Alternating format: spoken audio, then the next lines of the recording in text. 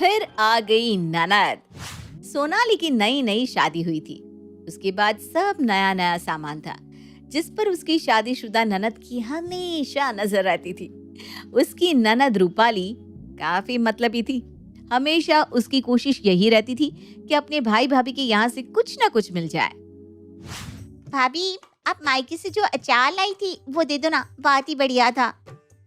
दीदी वो बहुत कम है, आपके लिए मार्केट से लाकर दे दूं कोई सा? नहीं भाभी, मुझे वही चाहिए। आप तो जब वापस जाओगी तब और ले आना।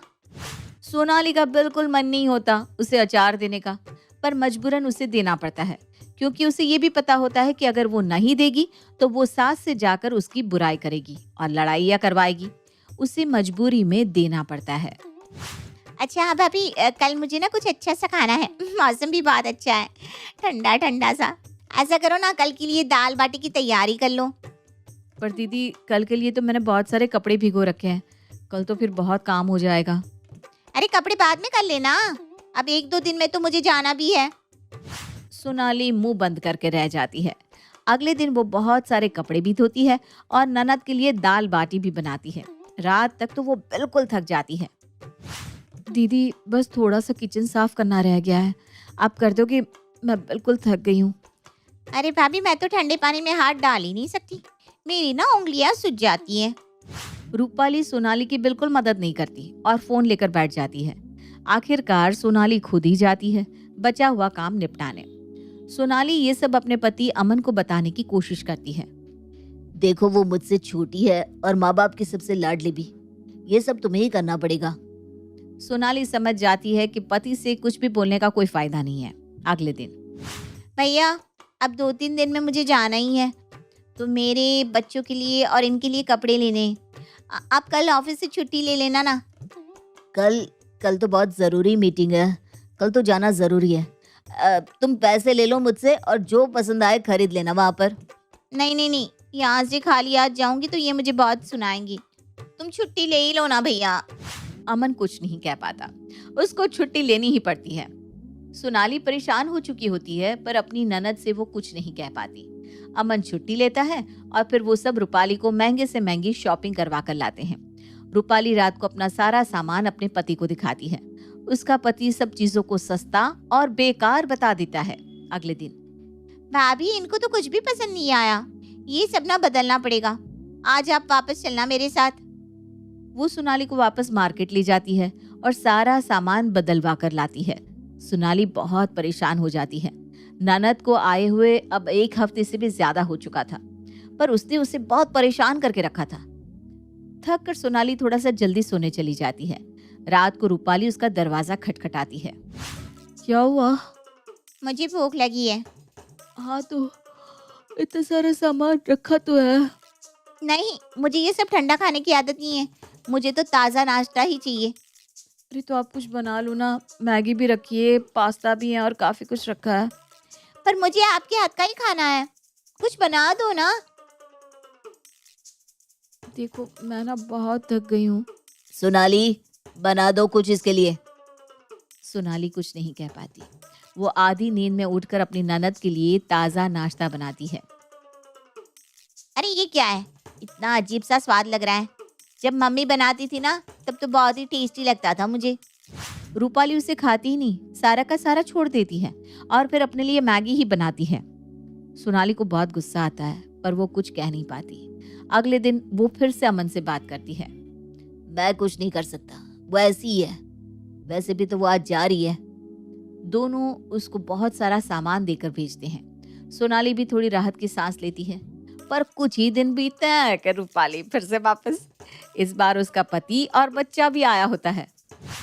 अरे पिछली बार ना इसके एग्जाम की वजह से आ नहीं पाए थे, अब तो इसकी छुट्टियां हैं और इनका तो ऑनलाइन चल रहा है, तो हम 1 हफ्ता यहीं रहेंगे।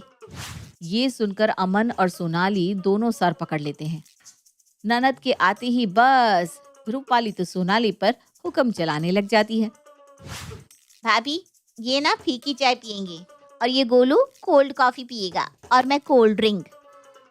कोल्ड ड्रिंक तो शायद नहीं है, तू भी चाय पी ले। नहीं नहीं नहीं, इस समय चाय नहीं पीऊंगी मैं। ऐसा करो, आप कोल्ड ड्रिंक ले आओ मार्केट से, और हाँ गोलू को भी ले जाओ, इसे कुछ दिला देना।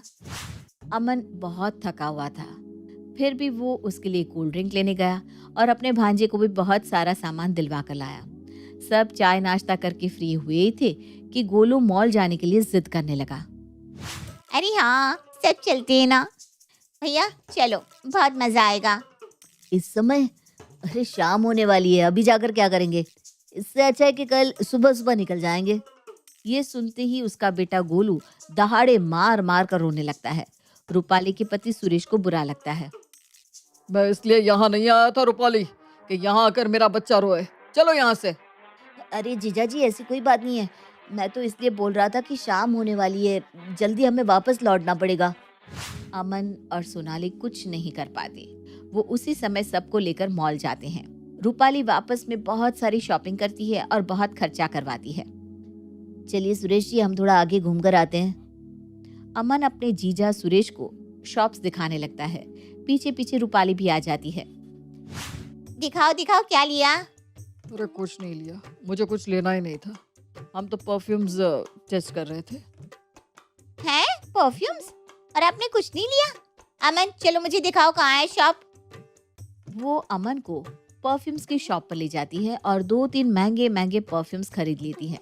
फिर उसका बच्चा भी जिद करने लगता है। अरे बेटा, इतने छोटे बच्चे परफ्यूम नहीं लगाते हैं, बड़े हो जाओ फिर लगाना। भाभी आप ना इसे कुछ मत कहिए, आपको नहीं दिलाना तो साफ साफ बोल दीजिए। चली जाती हूँ मैं वापस। अरे ऐसा क्या कह दिया उसने? ठीक ही तो कह रही है, तुम बिन बात के बात को बढ़ा रही हो। चलो मैं दिला देता हूँ इसे क्या चाहिए। अमन अपने भांजे के लिए भी एक महंगा सा परफ्यूम खरीदता है। सब रात तक वापस आ जाते हैं और सो जाते हैं। अगले दिन अमन थोड़ा हिसाब करने बैठता है और देखता है कि जब से बहन आई है उसका अच्छा खासा खर्चा हो चुका है। सोनाली देख लेती है कि अमन परेशान है, पर वो अपनी बहन से कुछ बोलेगा नहीं, तो वो सोचती है कि उसे ही कुछ करना पड़ेगा। सुरेश जी सुनिए ना, मुझे बहुत टाइम से एक साड़ी लेनी है, पर वो इन्हें पसंद ही नहीं आ रही और इसलिए दिला भी नहीं रहे। आप चलेंगे मेरे साथ? हाँ हाँ भाभी, चलिए ना। सोनाली उसे अमन की कार लेने के लिए बोलती है और उसे पता होता है कि उस पे बहुत ही कम पेट्रोल है। दोनों घर से निकलते हैं और फिर पेट्रोल भी भरवाना पड़ता है। टंकी पूरी खाली ही होती है तो अच्छा खासा 5-7 हजार का पेट्रोल लग जाता है। लेकिन सोनाली बात ऐसे करती है जैसे इस बारे में उसे कुछ पता ही नहीं था।